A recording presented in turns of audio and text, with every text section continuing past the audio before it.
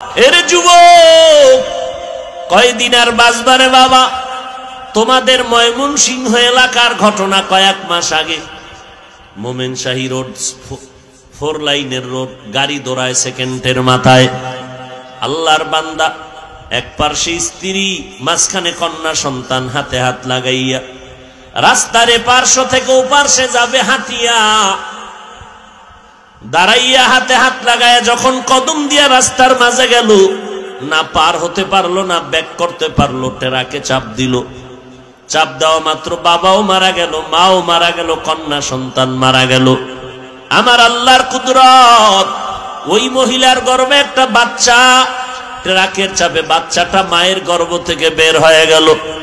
বাবাও নাই, কন্যাটাও নাই, মাও নাই, কিন্তু ওই দুধের বাচ্চাটাকে আমার মালিক বাঁচায় রাখছেন। হসপিটালে নেওয়ার পর কত টাকাওয়ালারা বলল, রে ভাই টাকা নে, বাচ্চাটা আমারে দাও। কারণ এই বাচ্চাটা মালিকের কুদরতওয়ালা বাচ্চা। কারণ যেই টেরাকে ওর মাকে মারলো, ওর বোনটাকে মারলো, ওর বাবারে মারলো, সেই টেরাকের মধ্যে বাচ্চা কেমনে বাঁচলো বুঝার উপায় নাই। এই বাচ্চাটা আমাকে দিয়া দাও। হসপিটালে নেওয়া হলো, হালকা একটু হাতের মধ্যে ব্যথা পাইছে বাচ্চাটা। এই বাচ্চা একদিন বড় যখন হবে, বুঝের হয়ে যাবে, দেখবে ওর মতো সন্তানেরা মা মা বলে ডাকে, বাবা বাবা বলে ডাকবে, তখন ও তালাশ করবে আমার বাবাই কই, আমার মা কোথায়, কে আমাকে মায়ের আদর দিবে, কে আমাকে বাবার আদর দিবে, আমার কপাল বুঝি খারাপ। এরে যুবক, কিসের দুনিয়ার পাগলামিতে পড়েছো? ইসলাম তো বলে নাই তুমি ব্যবসা করতে পারবা না। আমরা হুজুরেরা তো বলি না সবাই স্কুল বাদ দিয়া মাদ্রাসায় যাও।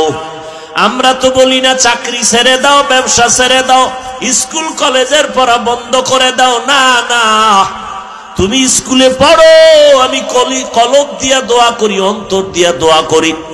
স্কুলের পড়া বন্ধ করিও না। যারা কলেজে পড়ো, পড়ালেখা করো, ভালো ডাক্তার হও, ইঞ্জিনিয়ার হও, সাংবাদিক হও, ভালো একজন প্রফেসর হও, অন্তর দিয়ে দোয়া করে গেলাম। চাকরিজীবী ভাইরা তোমরা চাকরি করো, বাধা নাই। যারা ব্যবসা করো করো, ওই লাইনটা ছাড়বা না।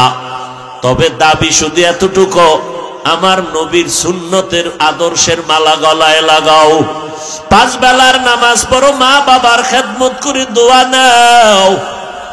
একদিন খেদমতের জন্য দিল কাঁদবে, কিন্তু মায়ের আর খুঁজে পাবা না। অনেক বাচ্চারা, অনেক সন্তানেরা কান্না করে। অনেক সময় আব্বা আম্মা চাইছিলেন একটা ইলিশ মাছ কিনিয়া ভাত খাবেন, কিন্তু কপাল খারাপ, গরিব মানুষ, ইলিশ মাছ কেনার টাকা নাই। মায়ের মনে চাইছিল বেদানা খাবে, আঙ্গুর খাবে, নাশপাতি খাবে, টাকা নাই, কিনতে পারে নাই।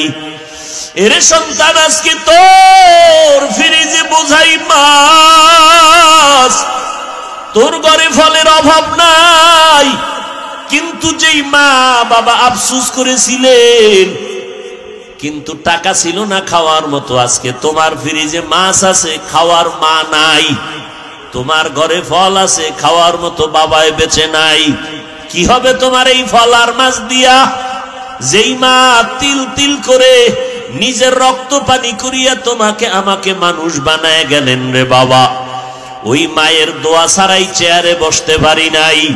ওই মা বাবার দোয়া আর কান্না ছাড়া পরীক্ষায় তুমি ভালো নাম্বার পাও নাই। ওই মা বাবার চোখের পানি আর দোয়ার কারণে তুমি আজকে টাকার মালিক, বাড়ি গাড়ির মালিক, কিন্তু আজকে মা বাবার খেদমত করতে পারলা না রে বাবা। এখনো সময় আছে, নবীর তরিকা মতো চলো, লেখাপড়ার পাশাপাশি মায়ের দোয়া নাও। আজান হবে, নামাজ পড়ো, মুরব্বীদের দোয়া নিয়ে চলবা, ওলামায়ে কেরামের সাথে সম্পর্ক রাখবা, ওলামায়ে কেরামের কথা মেনে চলবা, মোবাইলের গুনাহ থেকে নিজেকে বাঁচাবা, জবান দ্বারা গালাগালি আর মিথ্যা কথা, গীবত শেকায়েত থেকে জবানকে বাঁচাও। স্কুল কলেজে পড়িয়াও দেখবা তোমার মতো দামি কেউ আর হতে পারবে না। তুমি ডাক্তার হবা, তবে তোমার সুনাম থাকবে অনেক। কিশোরগঞ্জ জেলা শহর আপনাদের করিমগঞ্জ থানা শহরে এমবিবিএস ডাক্তার আছে অনেক, চেম্বার খুলে বসে আছেন। ও বাবা, আল্লাহ বিবেক দিছে, চিন্তা করো, এত এমবিবিএস ডাক্তার, 5-7 জন ডাক্তার চেম্বার খুলে বসছেন, এফআরসিএস এমসিপিএস এর সার্টিফিকেট নিয়া। নজর করে দেখছো নি রে বাবা, অনেক ডাক্তারেরা রুগী পায় না, আবার অনেক ডাক্তারের চেম্বারে রাত্র 12টা পর্যন্ত রুগীর সিরিয়াল আসেনি। বিষয়টা কি রে বাবা? সবাই তো এমবিবিএস ডাক্তার, কিন্তু কেউ রুগী পায় না, আর কারো থেকে রুগী যায় না। কারণটা কি জানো? ওর সুন্দর আদর্শ আর ব্যবহার আর মা বাবার দোয়া।